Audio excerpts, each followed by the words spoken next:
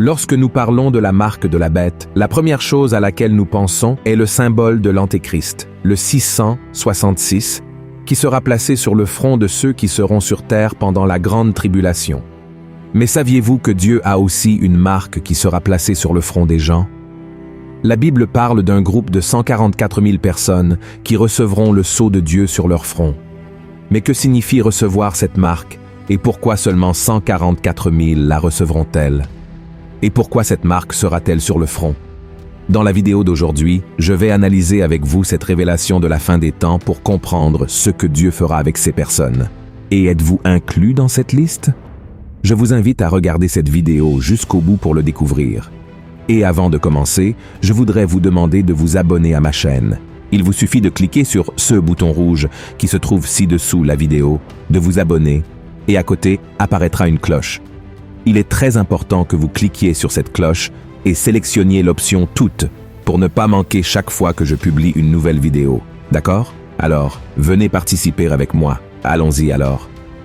144 000, c'est le nombre que la Bible décrit dans l'Apocalypse au sujet de ceux qui recevront la marque ou le sceau de Dieu sur leur front. Ce nombre semble petit après tout. Nous vivons sur une planète avec plus de 8 milliards d'habitants répartis aux 4 coins du monde. Mais pourquoi Dieu choisirait-il seulement une petite partie de la population mondiale pour mettre sa marque?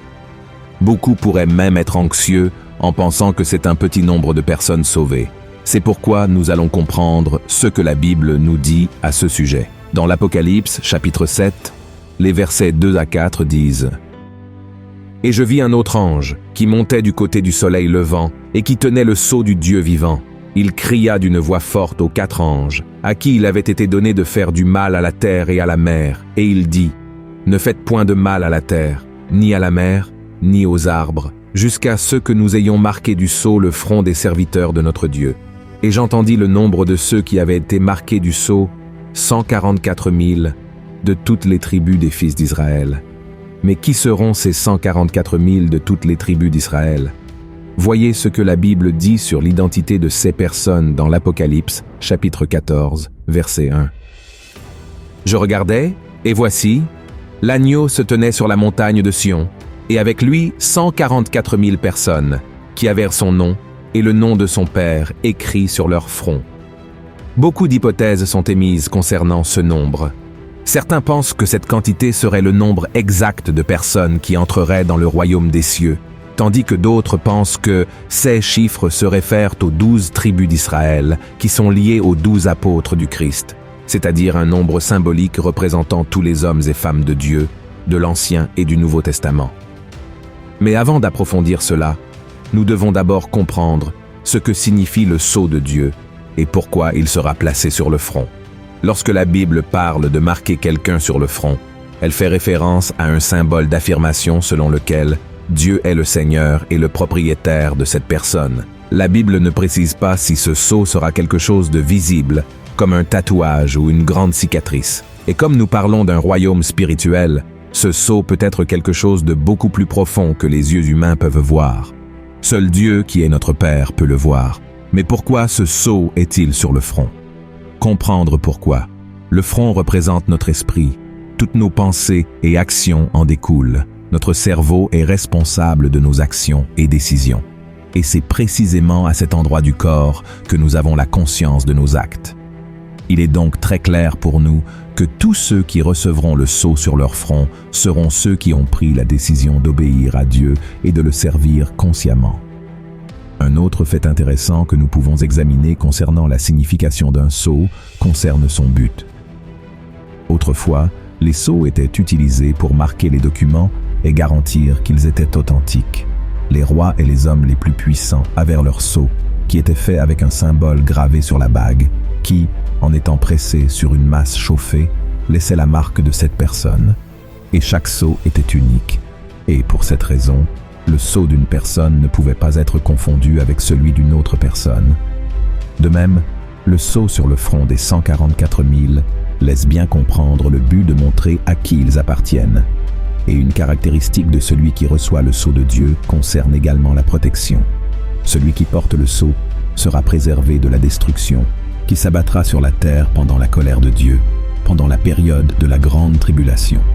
Dans le livre d'Ézéchiel, chapitre 9, verset 4, Dieu nous révèle ce qui suit.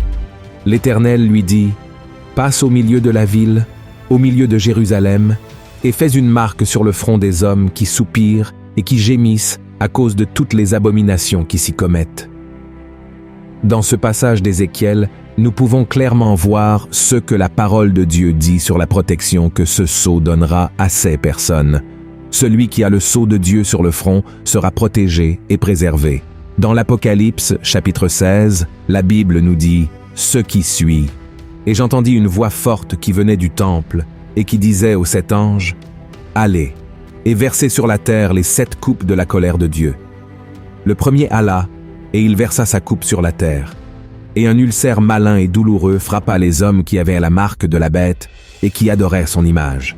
Ici, dans ce passage, il est clair que ce jugement aura lieu dans la vie de ceux qui auront la marque de la bête pendant la grande tribulation, c'est-à-dire ceux qui choisissent d'adorer l'Antichrist et de porter la marque de la bête subiront les conséquences.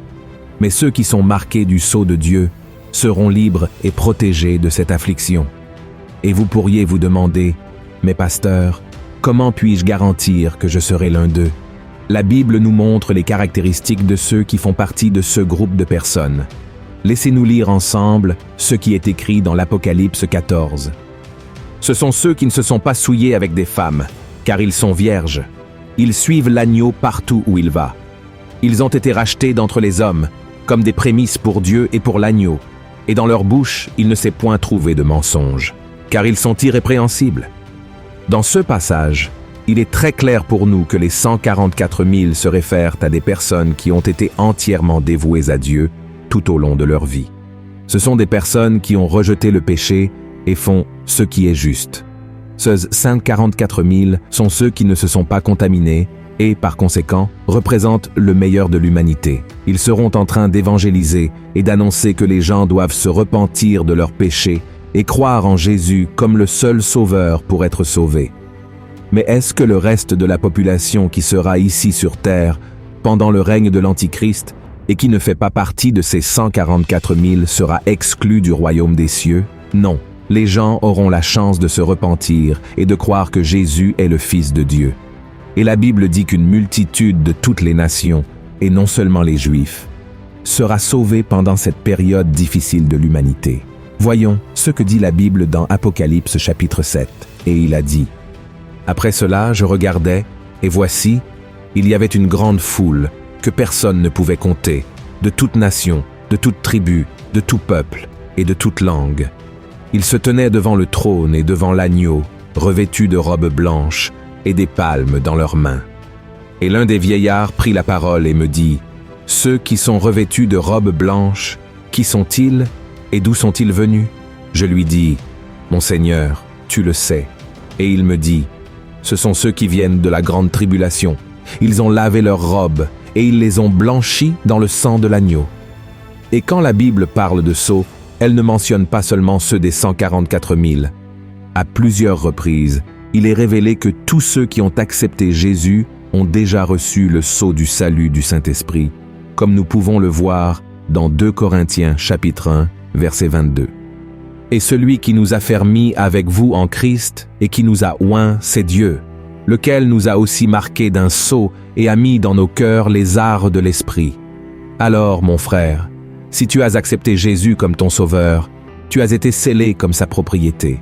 Mais si le jugement de Dieu était aujourd'hui, ton front serait-il marqué de son sceau? Si tu ne l'as pas encore accepté dans ta vie, saisis l'opportunité que Dieu te donne en ce moment pour que tu sois protégé et gardé par Dieu dans les derniers jours. Dans 1 Jean, chapitre 5, verset 11, la Bible dit: Et voici ce témoignage, c'est que Dieu nous a donné la vie éternelle, et que cette vie est dans son Fils. Celui qui a le Fils a la vie, celui qui n'a pas le Fils de Dieu n'a pas la vie. Amen. Si vous avez apprécié ce message, je vous demande de le partager avec vos amis et votre famille. Propageons le message de la parole de Dieu. Je suis sûr que le Seigneur vous utilisera pour toucher de plus en plus de vies. Amen. Que Dieu vous bénisse. Et je vous attends donc dans la prochaine vidéo, une grande étreinte.